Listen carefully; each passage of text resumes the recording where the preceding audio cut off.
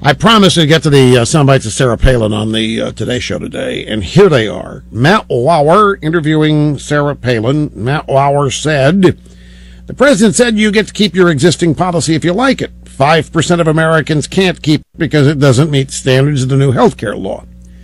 If it turns out that those 5% of people end up with a better policy, do you think they'll forgive him? Hold on just a second. Hang on a minute. We got to find the Obama saying that. Damn it, what number is it? 7? Yeah, I put that on the bottom. It's the one that...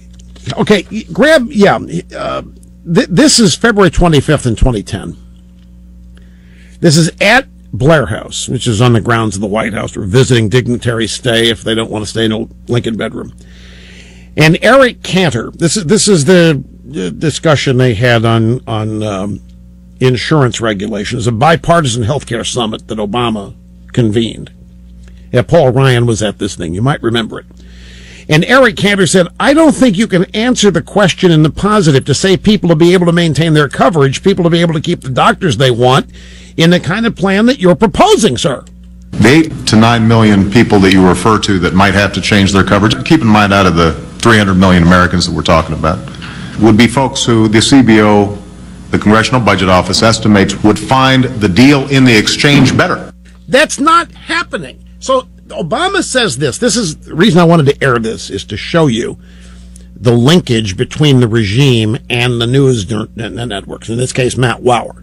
There isn't a better plan than what people have. That's the problem. What am I missing here? People are being canceled. They can't keep their current plan. What is available at healthcare.gov is not better. Every alternative is more expensive. But again, with this 5% lie, it isn't 5%. It's everybody. He's just talking about the first wave of cancellations being 5%, but it's going to be everybody. Nobody is going to be able to keep their plan under this. The plans will not comply. They will eventually not qualify. Something about them will be found to be changed, and they won't qualify by design. I'm making this up. So anyway, Obama says, well, yeah, I mean, people are going to be canceled, but what they're going to find is an improvement. So that's 3 years ago. Just to show you that the White House gives its talking points to these sycophants in the media. And then these sycophants just pick it up and run with it, not knowing what the hell they're talking about. Matt Lauer's question to Sarah Palin. Well, the president said you get to keep your policy if you like it. 5% of Americans can't keep it because it doesn't meet the standard of the new law. But if it turns out that those 5% end up with a better policy, do you think they'll forgive him? Where do you get this 5%? It's not 5%. It's most Americans will not be able to keep the health care policy and programs that they had desired.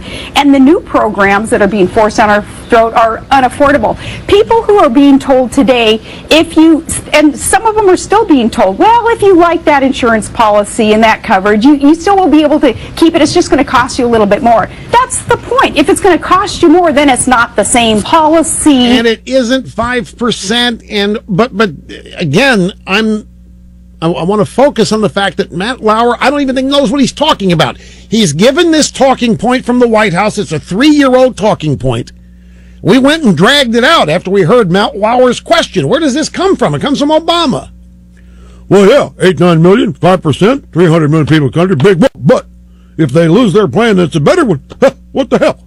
Well, right on the schedule here, Matt Lauer. Sarah, well, if they lose their plan, but if their plan that replaces it is an improvement, aren't they going to love the guy? So, Matt Lauer then said Chris Christie called the shutdown of the government, and that strategy hatched by Ted Cruz and a member of the Tea Party a monumental failure. If you look at the results of the election, isn't the message of the Tea Party that the middle ground, not the far right, is the most fertile ground for upcoming elections? Now, here we're back to these precious independents.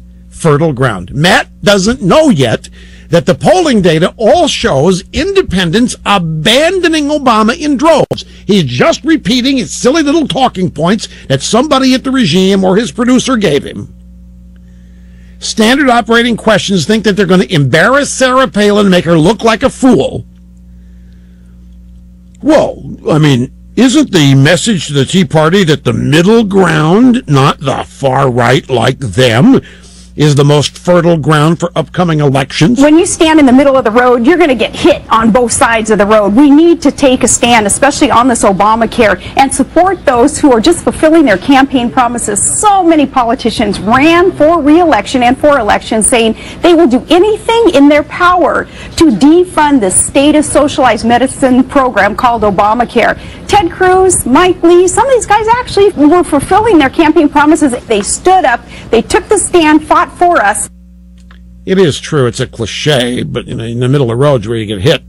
But that the middle of the road, again, the precious independents or the precious moderates, isn't that the future for the Republican Party? That trick has been employed on them successfully my whole life. And so, thanks to people like Matt Lauer and so forth, pummeling Republicans with this independent moderate crap, the Republicans run campaigns aimed at 20% of the voters. Is there more? Well, that's it. She took him to cleaners. The whole thing was a tour de force.